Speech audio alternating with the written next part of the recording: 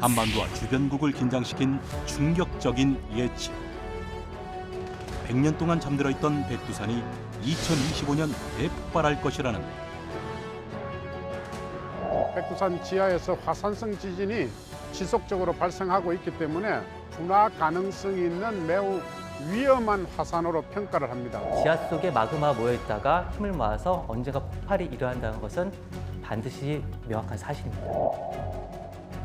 지금으로부터 2년 후 백두산이 폭발한다면 우리는 어떤 일들을 겪게 될까? 아주 운이 나쁘면 북풍이 생기면 북한 전부 다 덮어버려. 그 남한까지도 내려올 수 있다. 남쪽으로 내려와서 우리 남한 지역에도 화산재가 비처럼 내리는 화산재를 만약에 흡입한다고 하면은 그게 폐로 들어가면은 폐를 손상할 수 있기 때문에 백두산은 세계에서 주목하는 슈퍼 화산으로 그동안 축적된 에너지를 폭발시킬 때가 다가왔으며 대규모 폭발력으로 엄청난 피해를 입힐 수 있다고 하는데 과연 백두산 대폭발은 실제로 일어날 비극일까?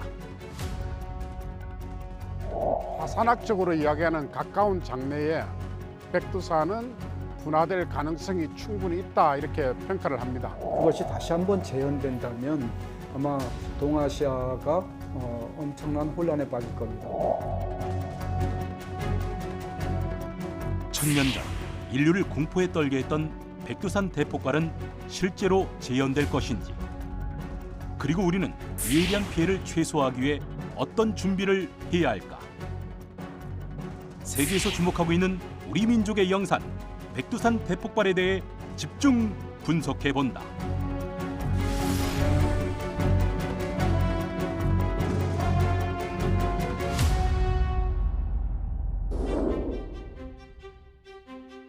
높이 2,744m, 한반도에서 가장 높은 백두산. 백두산은 북한 양강도 삼지연시와 중국 지린성의 경계에 위치한 산이다. 백두산은 그 규모나 화산 활동이 거의 일어나지 않는 안정된 지질학적 위치에 있지만 과거 여러 차례 폭발 때문에 지질학계에서 주목하는 산이다. 그런데 최근 이 백두산이 2025년 분화할 거라는 전문가들의 발언이 이슈가 되었는데 그 근거로는 약 100년마다 백두산이 분화했다는 100년 주기설이 있다. 흔히 전문가들이 얘기하기에 화산 폭발은 분화 주기를 간다고 합니다. 화산 아래에 있는 마그마에서 힘을 응축했다가 그게 커지게 되면 폭발을 하고 다시 또 응축했다가 힘을 모아지면 폭발하게 돼서 그걸 분화 주기라고 하는데요. 백두산 같은 건 이런 분화 주기를 100년마다 한 번씩 폭발한다, 1000년마다 한 번씩 폭발한다고 하는 얘기가 많이 있습니다. 백두산은 946년 대폭발 이후 지난 1000년 동안 100년에 한 번꼴로 분화했다. 백두산의 분화 기록은 1597년, 1674년, 1702년 등 수차례에 이르고 가장 최근의 백두산 분화 기록이 1925년이기 때문에 100년에 한 번씩 분화한다고 가정하면 2025년에 백두산이 분화할 가능성이 크다는 것이다. 이러한 주장을 뒷받침하듯 지난 2002년 6월부터 2005년 12월까지 백두산 천지 지하에서 발생한 화산성 지진은 약 8,000회 이상 있었고 화산가스가 새어 백두산 정상 인근의 나무들이 말라 죽기도 했다. 전문가들은 백두산이 다시 분화할 경우 그 위력이 2010년 유럽을 온통 화산재로 뒤덮은 아이슬란드 분화의 수백 배 이상이 될 것으로 전망하고 있다. 백두산은 실제로 수년 내에 분화할 가능성이 있는 위험한 화산인 것일까? 약 2,840만 년 전 인도 대륙과 아시아 대륙이 부딪히는 힘에 의해 한반도에서 일본이 분리되며 동해가 생겨났다. 그 영향으로 만주 대륙 연변부 백두산 지역에 단층이 형성되면서 그 틈새를 따라 화산 활동이 일어났고 이에 따른 화산 분화로 인해 백두산이 형성되었다고 알려져 있다. 약 1,500만 년 전 화산 활동으로 지각 내부에 있는 엄청난 양의 현무암질 마그마가 유출되면서 직경 200에서 300km에 달하는 개마용암 대지가 형성되었다. 마그마가 분출하여 지표에 나오면 용암이 되는데 용암의 점성과 성분에 따라 유동성의 차이가 있다. 백두산 내부의 현무암질 마그마는 점성이 작아 유동성이 크기 때문에 순상 화산과 융암 대지를 형성한 것이다. 현무암질 용암은 점성이 매우 약하거든요. 그래서 이 순상지라고 하죠. 방패를 뒤집어 놓은 그런 형태의 순상지 화산이 있고요. 거기에 이제 점성이 조금 더 강한 그런 용암에서는 이제 분화가 터지게 되죠. 화산이 폭발력이 이제 강하게 되죠. 그러면 이제 폭발하면 화산재가 떨어지고, 그리고 난 다음에 용암이 덮고, 다시 또 화산 폭발해서 화산재 떨어지고 이제 용암이 덮고, 그래서 이런 것을 성층 화산이라고 합니다. 약 2000년 전과 1000년 전에는 백두산이 대규모로 분화하면서 엄청난 양의 마그마가 분출된 후 마그마가 있던 곳이 가라앉아 직경 5km의 칼데라호, 즉 천지의 모습까지 갖추게 된 것이다. 이렇게 만들어진 백두산은 현재 활화산으로 분류되며 화산이 폭발하면 가장 위협적인 화산 중 하나로 여겨지고 있다. 화산은 활동에 따라 사화산, 활화산, 휴화산으로 분류하는데, 이 중 사화산은 화산 활동이 끝난 화산을 말하고, 활화산은 현재 화산 활동이 진행 중이며 언제든지 분화될 가능성이 있는 화산을 말한다.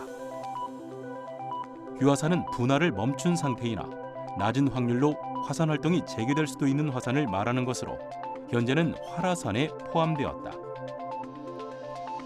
우리나라에서는 백두산과 한라산, 울릉도를 활화산으로 분류하고 있다. 또한 화산은 그 형태에 따라 종상화산, 순상화산, 성층화산으로 나뉜다. 지구상에 존재하는 수백 개의 화산 활동을 미리 예측할 수 있는 것은 판구조론이라는 이론 때문이다. 판구조론이란 과거로부터 지금까지도 판이 이동하고 있다는 것을 설명하는 지질학 이론이다. 이 이론에 따르면 판의 구조는 지각과 맨틀 상부로 이루어져 있고, 두께는 약 100km 정도이며 지구 전체에 10여 개의 대규모 판이 존재한다. 그리고 지구 내부의 중심 핵으로 들어갈수록 온도와 압력이 높아져 맨틀의 대류 현상으로 이 거대한 판들이 충돌하거나 멀어지면서 지진이나 화산을 비롯한 다양한 지질 현상들이 발생하는 것이다. 이러한 지질 현상이 빈번하게 일어나는 지역을 불의 고리라고 부르는데, 불의 고리는 환태평양 화산대를 둘러싸고 있는 모양이 마치 원과 같은 모양이라 붙여진 이름이다. 길이만 약 4만 킬로미터에 달하고 태평양 거의 대부분을 둘러싸고 있는데, 전 세계 15개 이상의 나라가 이 불의 고리 안에 들어있다. 서쪽으로는 일본, 대만, 동남아, 북쪽으로는 러시아 캄차카와 미국의 알래스카, 동쪽에 북미 대륙 서부와 남미 해안 지역, 그리고 뉴질랜드 등 태평양 연안 지역을 아우르며 뻗어 있다. 일본은 북미판, 유라시아판, 필리핀 해판, 태평양판, 판 4개가 만나는 장소이기 때문에 판의 상호작용에 의해서 지속적으로 지진과 화산 활동이 발생하고 있습니다. 그렇지만 우리나라는 판의 경계에서 조금 떨어져 있기 때문에, 떨어져 있는 판 내부이기 때문에 우리나라에 있는 백두산, 울릉도, 독도, 제주도는 열점 화산에 속하고, 그래서 판의 경계부의 작용에 의해서 마그마가 생기는 게 아니고 맨틀 내에서 뜨거운 열에 의해서 마그마가 생기는 거기 때문에 일본에 비해서 지진이나 화산 활동이 아주 드물게 나타난다, 이렇게 볼 수 있습니다. 판 구조론에 따르면 불의 고리 지역은 지각을 덮는 판 중 가장 큰 태평양판이 다른 판들과 충돌하는 부분에 위치해 지진과 화산 활동이 빈번하다. 현재 활화산의 95%가 판의 경계부에 위치하고 있고, 나머지 5%는 판의 내부, 즉 대륙의 안쪽에 위치한다. 지난 1만 년 동안 있었던 전 세계 가장 큰 화산 분출을 살펴보면 대부분은 태평양 가장자리 전체를 감싸는 위치에서 발생했다. 지질학적으로 한반도는 불의 고리라 불리는 환태평양 화산대에서 멀리 떨어져 있어 대지진이 발생해도 직접적인 영향을 받을 가능성은 희박하다. 하지만 이곳에서 발생하는 강진이 한반도에 영향을 미칠 가능성은 존재하는데 지진이 발생한 나라와는 지각 판이 다르더라도 방화세 효과로 인해 한반도에서도 지진이 발생할 수 있다는 것을 염두해야 한다.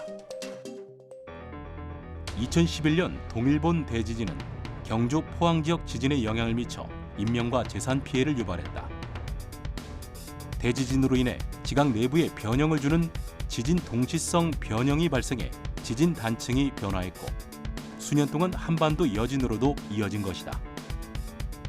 국내에는 판의 경계에 있거나 큰 에너지를 모을 단층이 없어서 규모 8에서 9 정도의 대형 지진 발생 가능성은 낮다고 평가되고 있지만 단층에 따라 규모 5 이상의 지진이 발생할 수 있으며 외부 지진 발생에 따라 지진 발생 횟수가 잦아지거나 규모가 커질 가능성이 있기 때문에 화산으로 인한 지진 대비가 필요한 지역인 것이다. 우리나라 전역이 다 단층선이 다 지나갑니다. 그 단층선이 활단층인지 아닌지는 계속 이제 조사를 해봐야 되겠죠. 경주, 포항, 울산 쪽에는 확실하게 활단층입니다. 언제든지 오늘 밤에도 움직일 수 있습니다. 1시간 뒤에도 움직일 수 있고 예고 없이 움직입니다. 이거는. 지구는 지구 내부의 온도와 압력 때문에 판의 이동으로 암석층이 갈라지고 판이 벌어지면서 멘틀에 있던 물질이 쉽게 올라올 수 있게 된다. 멘틀 깊은 곳에 있던 물질이 얕은 곳으로 올라오게 되면 압력이 낮아지면서 녹는 용융점도 빠르게 낮아지고 이 때문에 멘틀에서 올라온 물질이 녹아서 마그마가 된다. 멘틀에서 뜨거운 열이 올라오거나 멘틀 내에 있는 방사성 동위 원소의 붕괴에 의해서 온도가 올라가게 되면서 마그마가 생성되기도 한다.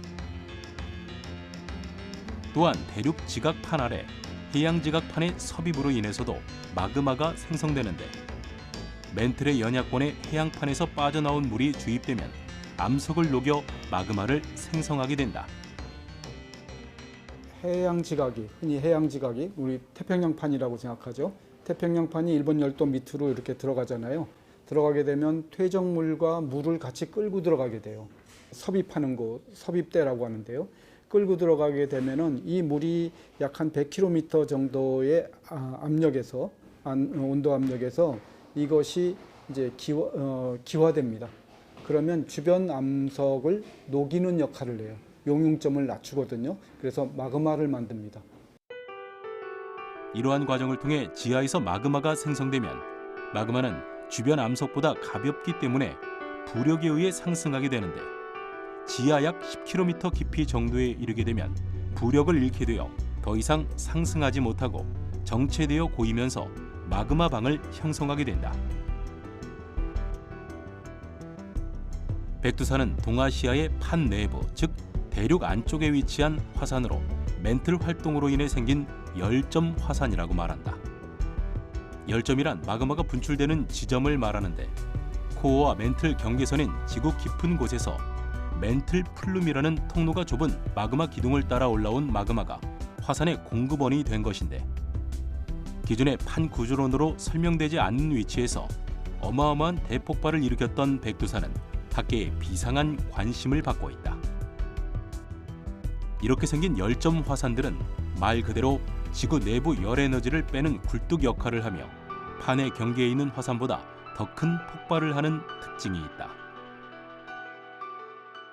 백두산 지하에 약 1000km 밑에서부터 뜨거운 어떤 열 기둥이 백두산 지하로 상승하는 그런 모양을 상상할 수가 있습니다. 그래서 백두산은 판 내부에서 멘틀의 물질이 녹아가지고 생성된 마그마가 지표로 서서히 올라오면서 오랜 기간 동안 백두산 일원에서 화산 활동을 지속한 열점 화산이다 이렇게 볼 수 있습니다.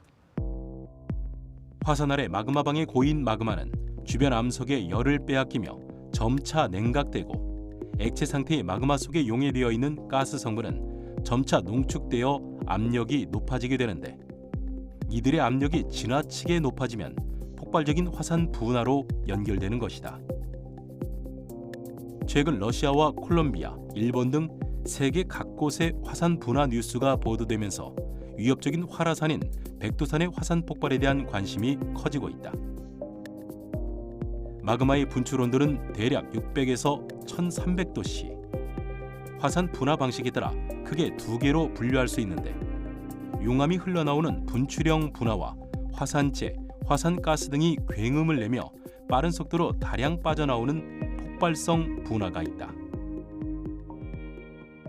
우리가 하와이 관광지에서 보면은 하와이 화산의 그 끝에서 용암이 볼볼 올라오는 것을 볼 수 있습니다. 이런 것을 어떤 하와이식 폭발, 분화라고 하고 있고요. 굉장히 막강한 폭발로 인해 수직 분출 기둥이 수십 킬로까지 올라오고요. 이와 함께 넓은 면적으로 화산재와 뒤와 더불어 화쇄류가 발생할 수 있기 때문에 반드시 이런 현상이 발생되면은 그 주변의 사람은 대피해야지 되는 걸로 알고 있습니다.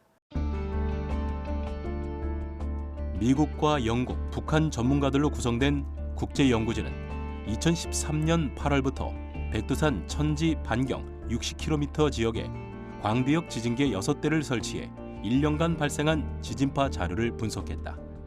그 결과 백두산 아래 단단한 암석과 함께 액체 상태의 마그마가 혼합되어 존재하는 살아있는 마그마방이 있음을 밝혀냈고, 마그마방의 위치는 정확하지 않지만 꽤 넓게 용융된 암석 규모가 있을 것이며 최대 서울시 면적의 2배 규모일 것이라고 결론을 내놓았다. 살아있는 마그마방이라는 것은 백두산은 언제든지 폭발할 수 있는 활화산임을 입증하는 것인데, 영국과 북한의 국제 공동 연구 결과 백두산 지하 10에서 7km 밑에 거대한 마그마 방이 있다는 것이 밝혀졌습니다.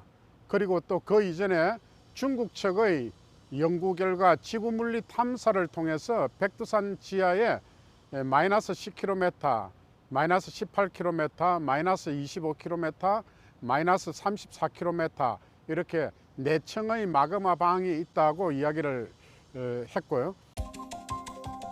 백두산은 역사에 기록될 만한 위협적인 폭발 기록을 가지고 있는 산이다. 지질학자들은 서기 946년에 있었던 백두산의 분화를 밀레니엄 분화로 명명했다.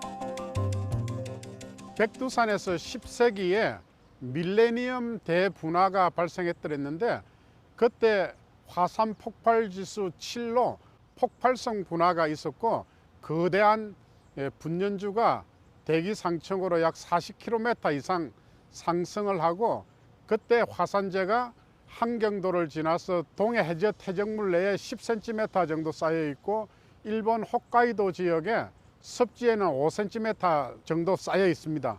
현재 그 밀레니엄 대분화 때 나온 부석과 화산재가 백두산 동쪽 삼지연 계곡에는 74m 정도 이렇게 덮여 있습니다. 조선왕조실록에는 946년에 있었던 백두산의 화산 폭발이 상세히 기록되어 있다. 백두산에서 500km 떨어져 있는 개성 지역에서도 백두산의 폭발음이 들렸고 무려 1000km 떨어진 일본에서도 화산재 구름을 목격했다는 기록이 있다. 이는 최근 1만 년간 발생한 지구상의 화산 분화 가운데 가장 강력한 분화였음을 증명한다. 밀레니엄 분화가 알려진 것은 지구 곳곳에서 발견된 상당한 양의 화산재 때문인데 남한 전 국토에 고르게 덮을 경우 두께를 1m나 쌓을 수 있을 정도였고 일본 홋카이도, 혼슈 북부를 지나 쿠릴 열도 해저, 그린란드 빙하 속에서도 발견됐다. 일본 도호쿠 지역에서 도하도 화산의 새로운 분출물을 연구하고 있던 마치다 히로시 교수는 아오모리현 무스만 해변에 겹겹이 쌓인 여러 지층 사이에서 도하도 화산재와 성질이 다른 화산재를 발견했다. 도하도 화산의 지층은 6,000년 전에 만들어진 경성류이지만 발견된 지층은 점토질이면서 입자가 작고 색을 띠고 있었는데 지층의 성분을 백두산의 부석 성분과 비교해 봤을 때 백두산 부석처럼 알칼리 성분이 많은 걸 발견하게 되었고 이는 백두산에서 분출되어 동해를 넘어 일본에 쌓인 화산재임이 밝혀진 것이다. 일본 열도에 알칼리 성분이 매우 높은 화산재가 쌓여 있는 겁니다. 이 화산재가 서기 915년에 일본 열도에서 화산 분화한 도하다 화산재 위에 있는 겁니다. 그 얘기는 서기 915년 이후로 무언가가 화산 활동이 있는데 이건 일본 게 아니라는 겁니다. 중국 측, 북한 측과 같이 공동 연구를 한 결과 이 일본에 있는 화산재와 재가 백두산에 있는 화산재하고 일치한다는 것을 발견했습니다. 2000년대에 들어서 백두산이 폭발할 거라는 주장들이 구체적인 근거와 함께 등장했다. 한국지질자원연구원 백두산 화산연구단에 따르면 백두산은 2002년에서 2006년 사이 새로운 마그마가 공급돼 지진 횟수가 급격하게 증가하고 화산체가 팽창하는 등 화산 불안전 현상이 일어났다고 밝혔으며 백두산 지진은 한 달 평균 7회에서 72회까지 수직 상승했고 2003년 11월에만 지진이 243회 발생함에 따라 대분화의 조짐이라고 밝혔다. 또한 천지 주변의 온천수 온도가 83도씨 이상 상승해 화산 분화가 예측되기도 했었으나 다행히 분화는 일어나지 않았다. 하지만 백두산은 분화 가능성이 매우 높은 위험한 화산이 될 수 있다고 설명했다.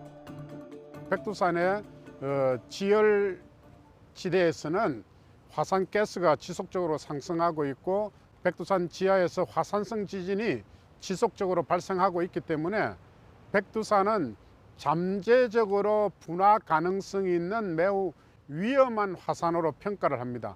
그래서 언제 다시 백두산이 폭발적으로 분화할지는 모르지만은 화산학적으로 이야기하는 가까운 장래에 백두산은 분화될 가능성이 충분히 있다.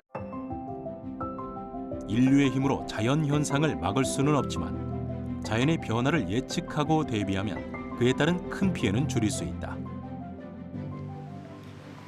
화산 폭발이라는 엄청난 재해를 대비해 우리나라 기상청은 2018년 4월 부산대학교에 화산특화연구센터를 설립하고 화산에 대한 본격적인 연구를 시작했는데 화산특화연구센터는 잠재적으로 분화 가능성을 가진 백두산의 상태를 관찰하고 연구하는 기상청 산하의 연구센터다. 백두산 현지의 지표 변형과 온천수 등을 분석, 화산가스를 채취하고 실제 백두산 분화가 일어났을 경우 화산재는 어느 방향으로 확산이 되고 동반되는 화산 쇄설류의 영향 범위를 계산해 기상청에 정보를 제공한다. 백두산이 분화를 했다고 가정을 하고 그때 화산재가 바람을 타고 어느 방향으로 이동하는지 또 혹시 백두산에서는 통상적으로 동쪽으로 화산재가 이동하는데 남쪽으로 내려와서 우리 남한 쪽에 영향을 미치는 날도 있는지 그런 것들을 이제 어떠한 기상장에서 우리 남한에 영향을 미칠 수 있는지 등을 매일매일 분석을 하고 있습니다. 또한 인공위성 영상을 통해 백두산 화산 활동을 관찰하는데 백두산 일대 지표의 용기와 침강 정도를 관찰하고 연구하고 있다.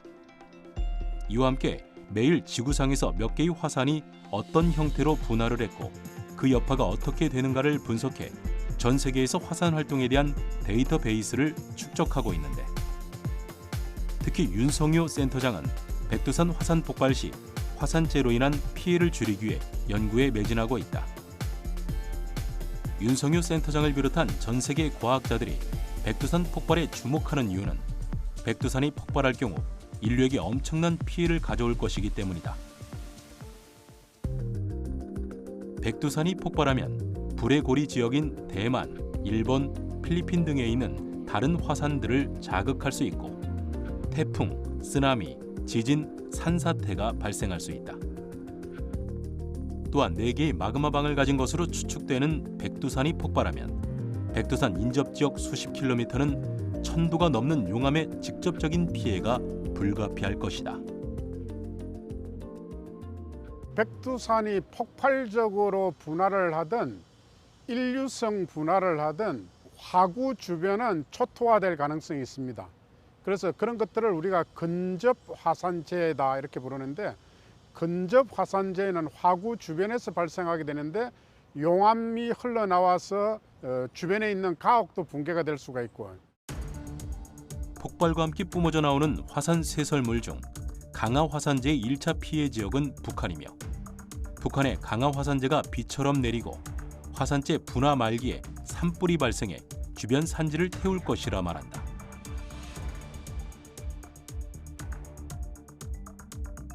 천도의 뜨거운 마그마가 천지에 고여있는 차가운 물을 만나게 되면 냉각 수축에 의해 막대한 양의 부석을 형성하면서 폭발력을 키우게 되는데 이는 화산 폭발의 변수로 작용할 수 있다.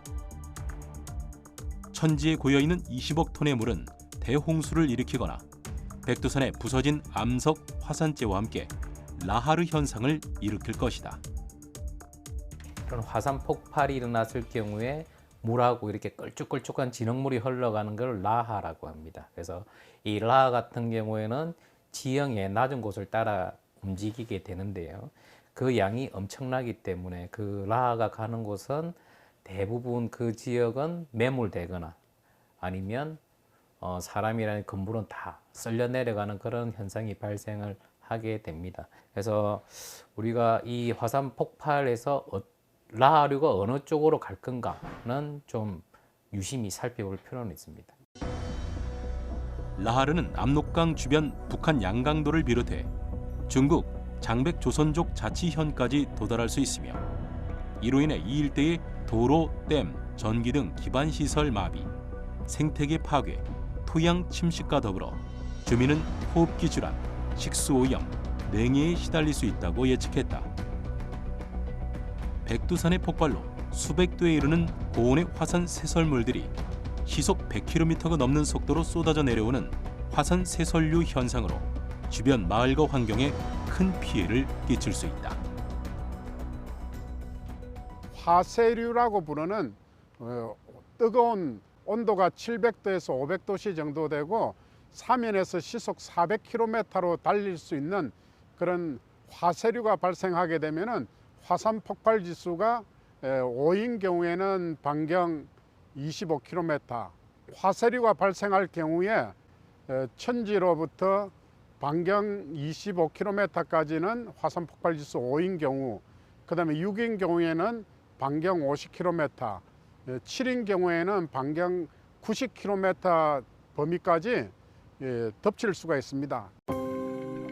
또 백두산 천지의 물에는 다량의 이산화탄소가 액체 상태로 가라앉아 있을 것으로 추정되는데 분화로 천지의 물이 넘치고 이 이산화탄소가 유출되면 주변 생물들이 질식해 사망할 수 있다. 이산화탄소는 액상화되어 있습니다. 이 이산화탄소 액상화가 뭐가 문제냐? 그 선례가 있었어요. 1980년에 서아프리카에 니오스 화산 호수가 있는데요. 이 칼데라벽이 무너져 가지고 백두산보다 8분의 1 규모입니다. 무너져서 반경 25km에 있는 동물, 인간을 포함해서 전부 질식사했습니다. 만약에 백두산 천지의 이 양을 니오스 화산에 대비하자면 우리는 최소 50km가 질식사의 가능성이 있습니다. 불과 1시간이면 그 사건이 끝납니다. 그러나 가장 광범위한 피해를 주는 것은 용암과 함께 분출되는 막대한 양의 화산재다. 화산이 폭발하면서 터져나오는 화산재와 화산가스는 광범위한 지역에 엄청난 피해를 입힐 수 있다.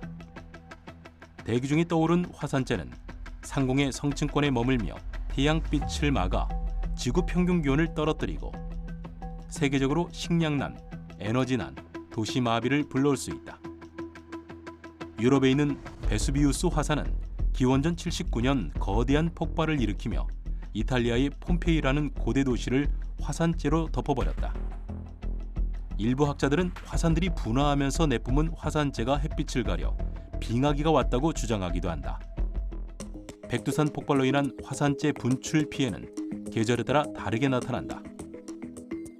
한국건설기술연구원에서는 기상 데이터베이스를 기반으로 하고 화산 폭발 지수를 대입한 시뮬레이션을 통해 화산 폭발에 대한 피해 상황을 예측할 수 있다.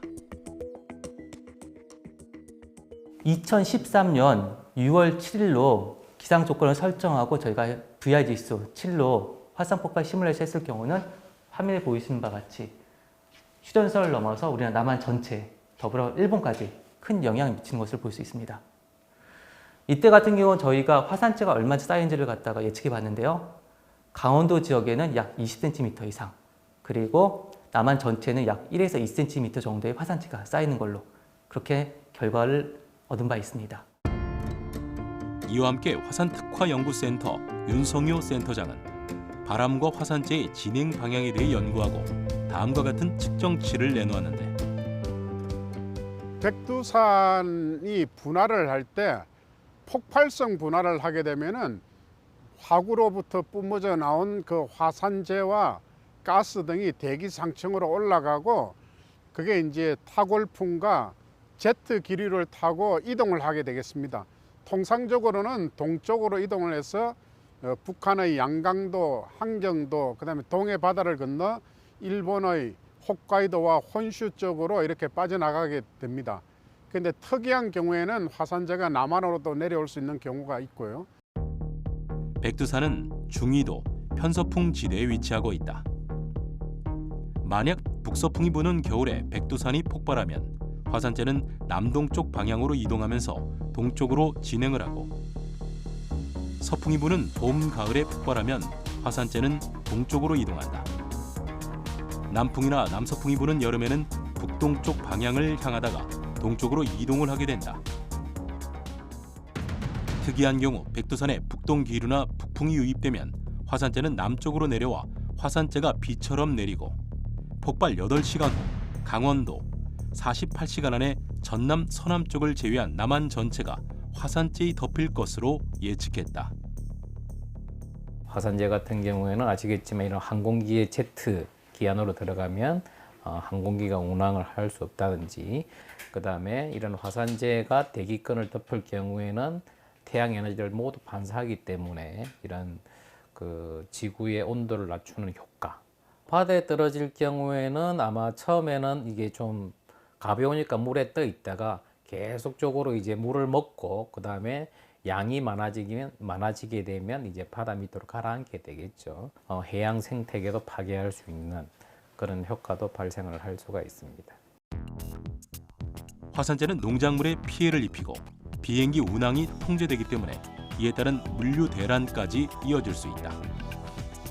또한 화산재를 흡입하거나 피부에 접촉하게 되면 화산재가 호흡기를 자극하여 콧물, 목 통증, 마른 기침, 기관지염, 호흡 곤란 등이 생길 수 있으며 만성 폐쇄성 폐질환, 천식 등의 질환이 악화될 수 있다.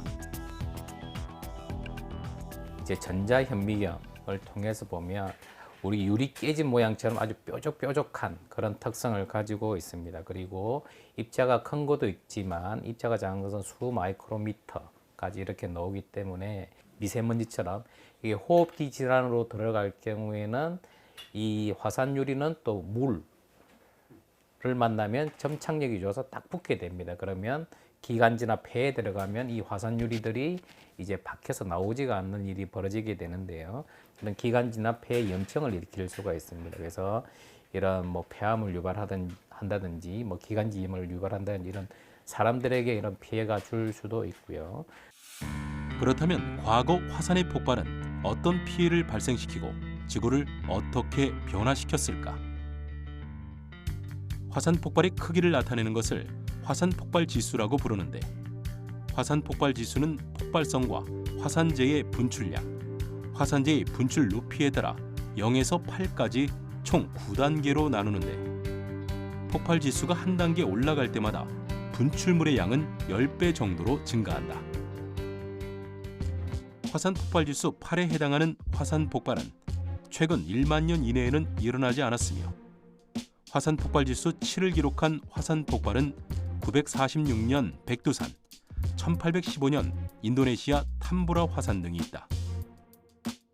2010년 4월 14일 일어난 아이슬란드의 에이야프 야틀라이 웨쿠틀은 화산 폭발 지수 4로 당시 발생한 화산재가 하늘을 뒤덮으며 2차 세계대전 이후 영공이 폐쇄되어 세계적인 항공 대란을 불러일으켜 약 17억 달러의 피해가 발생했다. 1783년 6월 8일 아이슬란드 남부 라키 화산의 폭발은 그 여파가 매우 컸다. 라키산 주변엔 25km의 땅이 갈라지고 130개 분화구에서 용암이 흘러나왔으며 수만 제곱킬로미터의 대지에 17m의 용암이 쌓였다고 전해졌다.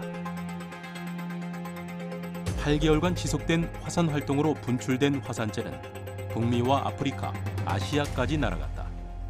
또한 불화수소 800만 톤, 이산화황 1억 2천만 톤이 배출된 것으로 추산되는 유독가스는 유럽의 북반구로 퍼져나갔고, 이로 인해 들판의 가축과 야외에서 일하던 노동자들은 폐와 기관지가 막히며 질식사를 일으켰다. 이산화황이 지상 44km 성층권으로 확산되고, 이로 인해 전 세계 연평균 기온은 5도씩가량 낮아졌으며 여름철인 6월에 북미 지역에는 50cm의 폭설이 내리는 등 이상기후가 속출했다. 이로 인해 세계적인 한파가 찾아와 유럽의 농업 수확량이 급감했으며 1784년 미국의 겨울은 지금까지 미국 역사상 최악의 혹한으로 기록되고 있다. 1815년 4월 10일에 발생한 인도네시아 숨바와 섬의 탐보라 화산 폭발은 화산 폭발 지수 7에 해당되는 인류 역사상 가장 강력한 화산 폭발 중 하나이다. 숨진 사람만 7만여 명에 달하고 화산 폭발로 인해 산 윗부분 1450m가 날아가 산의 높이가 4300m에서 2850m가 되었다. 전문가들은 이 폭발 위력을 히로시마에 투하했던 원자폭탄 17만 개가 동시에 폭발한 것과 맞먹는다 추정하기도 했다.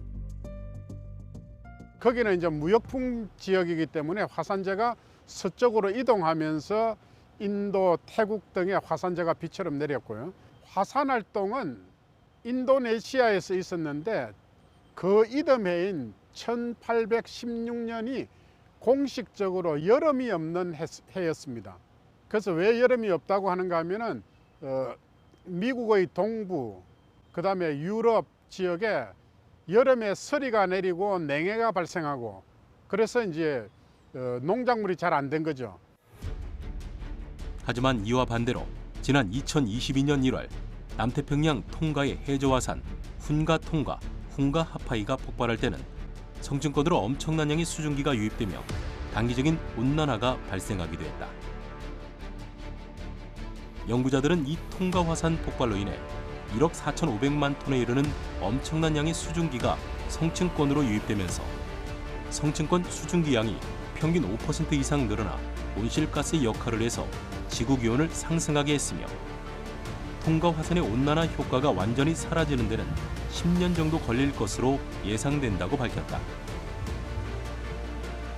언제 터질지 모르는 위협적인 화산 폭발은 예상치 못한 자연 현상과 겹치면서 인류 삶의 터전을 완전히 파괴하기도 한다. 1991년 6월에 분화한 필리핀의 피나투보 화산.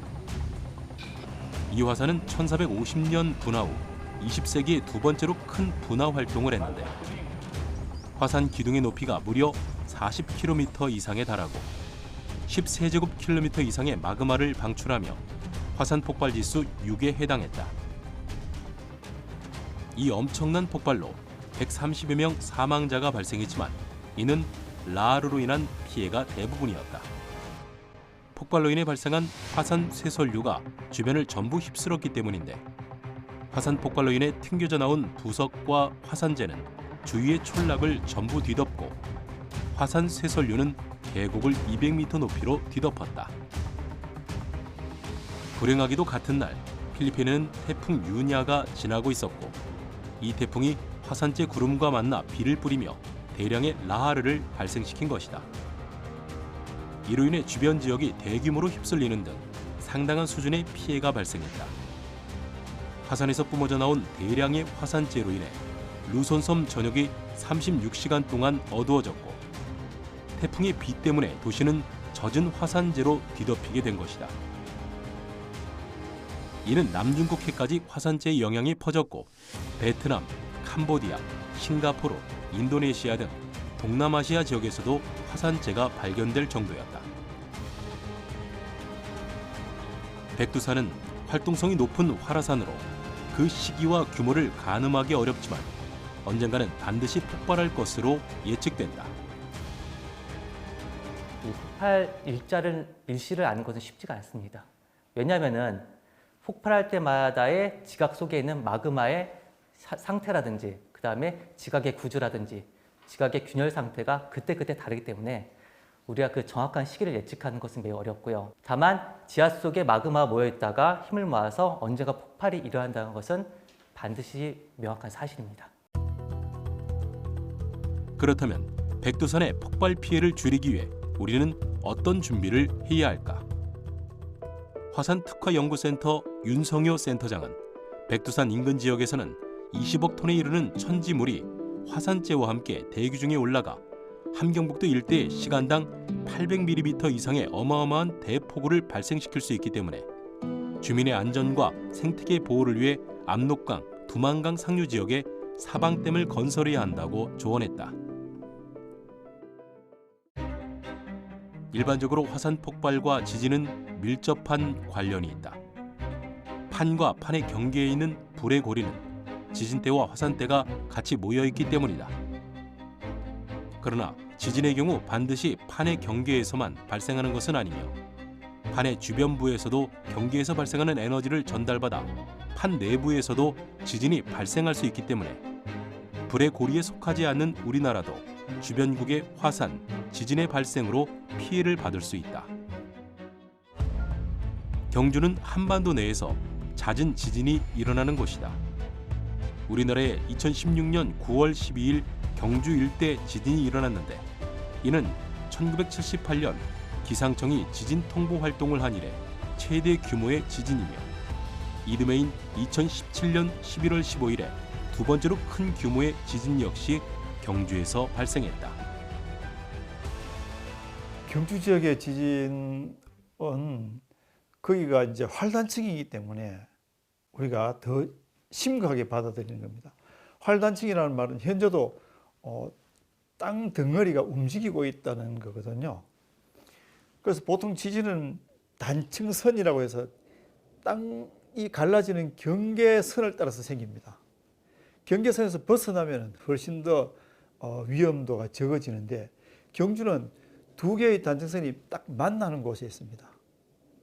그러니까 땅은 움직이고 단층이 한 개가 아니고 두 개 또는 조금 더 작은 것 다 포함하면 엄청나게 많습니다. 이런 단층선들이 밀집해가 있는 곳이기 때문에 경주는 앞으로도 계속 지진의 위험에 노출되어 있다고 그렇게 볼 수 있습니다. 지진에 노출된 경주뿐만 아니라 우리나라 모든 지역이 지진의 영향에서 자유롭지 못하기 때문에 지진을 대비하는 차원에서 2005년 이후 지진에 견딜 수 있는 내진 설계가 적용된 건축물들이 많이 지어지고 있으나 아직도 많은 건축물들이 지진에 취약한 만큼 철저한 대비책이 필요한 시점이다. 그렇다면 백두산 폭발에 대한 피해가 있기 전 예방할 수는 없는 것일까? 실제로 세계 최대 활화산인 미국 하와이의 마우나 로아 화산이 2022년 11월 27일 밤 38년 만에 분화했는데 앞선 수주일간 이곳에서 크고 작은 지진 활동과 화산 활동이 관측되면서 화산 분화가 임박한 것 아니냐는 관측이 제기되었다. 화산 활동이 시작되자 미국 지질조사국은 화산 활동 경보를 발령했으며 항공기상 코드도 기존 황색에서 적색으로 격상했다. 또한 화산 분화 중 형성된 분출구의 위치를 파악하고 과거의 분출 데이터를 사용해 용암 흐름이 이어지는 경로를 파악한 지도를 SNS에 공유했다. 지진의 발생 빈도는 화산 분출과 밀접한 연관이 있기 때문에 백두산의 지진 변화와 관측이 시급하다. 기상청이나 한국지질자원연구원을 비롯한 연구기관들이 백두산의 활동을 지속적으로 감시하고 분화 예측 시스템을 운영하며 가능한 한 피해를 최소화하기 위한 대책을 마련해 놓는 것이 중요하다. 지진과 달리 이런 큰 화산 폭발이 일어나기 전에는 어떤 화산 지진이 많이 발생을 한다든지 아니면 마그마에 의해서 화산체가 융기를 한다든지, 그리고 마그마가 지표 가까이 올라오니까 화산가스가 나온다든지, 아니면 지하수가 데워진다든지, 이런 여러 가지 징후들이 발생을 합니다. 그래서 그런 사전 징후를 통해서 이제 그 빈도가 많아지면 많아질수록 이 가능성이 높으니까 예측해서 대비할 수 있다고 생각을 하고 있습니다. 북한 과학자들은 2019년 기초과학연구원과 영국 왕립학회가 공동 개최한 제4회 한영 리서치 컨퍼런스에 참석했다. 이들은 2016년부터 2018년까지 백두산 주변에서 모두 10회의 지진이 일어났고 땅속의 민감도가 증가하고 있다며 땅속의 밀도, 중력과 자기장 변화 등을 면밀히 기록하고 있다고 말했다. 또 지난 2016년 북한은 국제학술지인 사이언스 어드밴시스를 통해 백두산 지표면 아래에 마그마가 존재한다는 사실을 입증했다. 이 연구에는 북한 지진부 연구원 등 7명과 미국 및 영국 연구진이 참여했는데, 이는 북한 연구자가 서양 과학자들과 함께 공동 연구를 실시한 첫 사례다. 또한 화산 분화의 전조를 파악하기 위해서 백두산 지역에서 마그마의 움직임을 파악하는 화산성 지진 관측, 정밀 GPS 관측, 화산가스, 온천수 성분 변화에 대한 연구를 진행했다. 또한 우리나라는 2022년 한국형 발사체 누리호에 백두산을 관측하는 스텝큐브2를 실었다. 스텝큐브2는 우주에서 적외선 카메라로 백두산을 관측해 분화 징후를 발견할 수 있으며 광학 카메라로 지구의 열 변화를 감지할 수 있다. 백두산 천지를 관측하다 온도가 급격히 상승한다면 분화 징후가 있다고 판단할 수 있다. 백두산 화산은 한반도의 자연 환경뿐 아니라 전 세계 인류의 안전에 큰 영향을 미치기 때문에 남북은 물론 세계와 함께 협력하여 관리하고 예측하는 연구가 필요하다. 국민과 의회, 정부 부처, 전문가 등 모든 관계자들이 의견을 나누고 협력하는 과정을 통해 함께 추진해 나가야 하며, 적절한 감시 시스템을 통해 백두산에서 일어나는 현상을 탐지하고 이해하며 앞으로 발생할 분화를 빠르고 정확하게 예보하는 것만이 큰 피해를 막을 수 있을 것이다. 백두산에서 아주 조용한 상태입니다. 그렇지만은 백두산에서 지속적으로 화산성 지진, 그다음에 지표 변형, 그다음에 화산가스를 분석해 보면은 맨털로부터 나오는 가스 성분 헬륨과 수소 등이 있고, 그래서 언제든지 그것들이 활동을 시작하면은 분화로 연결될 수 있기 때문에 모니터링을 철저히 하는 게 최선의 방법이다라고 말씀드릴 수가 있습니다. 인류의 가장 큰 재앙으로 다가올 수도 있는 백두산 폭발. 화산에 대한 연구는 현재 발생하고 있는 현상을 설명하지만 다가올 미래를 대비하는 연구이다. 우리는 보통 대형 재난이 일어난 후에야 사고를 반복하지 않기 위한 정책과 대응 기술들을 마련한다. 그러나 백두산이 폭발한 후 대책은 무의미하다. 백두산이 폭발하게 되면 이미 주변 국가는 어쩌면 회복이 어려울 정도의 피해를 입을 수 있기 때문이다. 그런 과오가 되풀이되지 않도록 다가올 재난을 미리 예측하고 준비하여 인명 피해나 재산 피해, 그리고 환경 오염 문제를 최소화해 나가야 할 때이다.